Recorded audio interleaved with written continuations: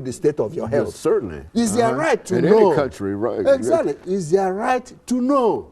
It's not a secret. You know, but Dr. LMadu, we have talked, and I've talked to you on so many occasions on this very show about democracy in Nigeria. I mean, we've talked about that, and, you know, we've talked about the election of 2007 and all that kind of information. Yes. But it seems that all of this is simply gone away. There's no more, nothing resembling democracy in Nigeria. Absolutely. Is that what we're saying? Absolutely, because the people don't have a say. They have a say in what those supposedly imposed on them are doing. They don't have a say at all. Okay, they don't have nothing to say.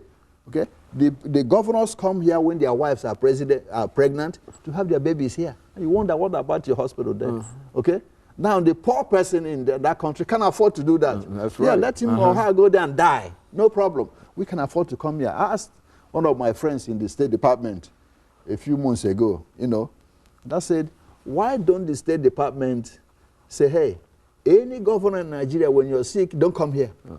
Stay over there. In that way, they will think twice and build the hospitals. Exactly, they build the hospitals. But they know if I'm sick, just get a visa to go to London or United States or Germany.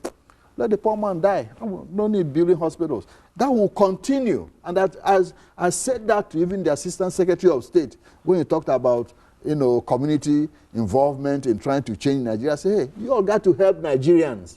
That's going to continue. There's no way to break that cycle. That's correct. It appears to me the way it's playing out here. You can't break the cycle the way unless you help us break that cycle. That means you have to say, hey, if you're a governor of a state in Nigeria, when you're sick, don't come here.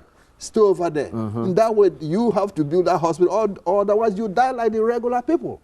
Okay? But when we talk about hospitals, but now there's so much poverty over there that outside of hospitals, you know, that it seems that the wealth that's there could really be used much more effectively by the people if they.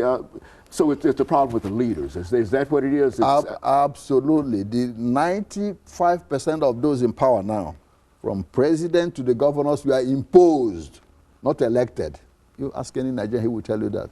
Except for the governor of Lagos State or so, who is doing very well. He was really elected. Okay? The majority are doing nothing.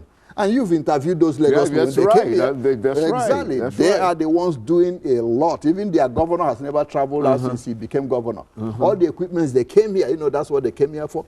It's being used very well in building up Lagos hospitals in Lagos. Okay. Okay, yeah, he's doing very well because he cares about the welfare of his folks. And those you saw here when they came, the same. Kulu. Exactly. Exactly. I remember him well. That's correct. And he was a very, very energetic governor. That's correct. And he was planning on running for the presidency at one time. That's correct. As a matter of fact. That's correct. They are doing very well, okay, because they are dedicated.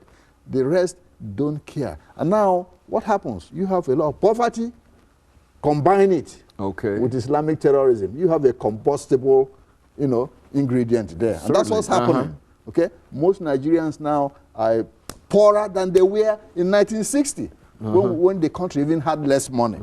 Okay? Now, with Islamic terrorists, you know, rampaging in the north and poverty in the other part of the country, in particular in the Niger Delta, where the oil comes from, you have a very big, terrible situation there that is going to get out of hand.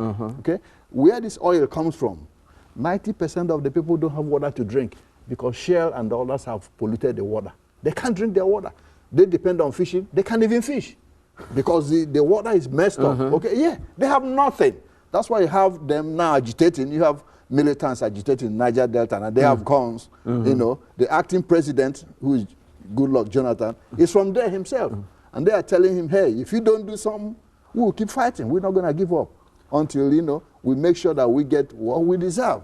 Okay. It seems that they're fighting against such overwhelming odds, though. I mean, if you contend that more than 90% of the folks might be involved in corruption, et cetera, and those individuals that are not involved, no matter how large the group might be, they don't have the power to do it. I mean, they can't get out and say, we're going to have the election of a new president tomorrow or whatever. There has to be a process that goes in there. And it seems to be that there has to be some kind of intervention on the part of somebody. That's correct. And that's why a whole lot of Nigerians now, you know, they don't mind if they have to rise up and tear the whole country down because they are fed up. You know, most of the governors, all they do is travel down here, launder millions of money stolen, and go on back. Dr. LMadu, we're going to have to call an end to this for today, but we certainly want to bring you back and to continue on this as an issue, because I think that it has a tremendous impact, and we're not just talking about an out-of-the-way kind of situation. We're talking about the the largest, and most populous country in Africa,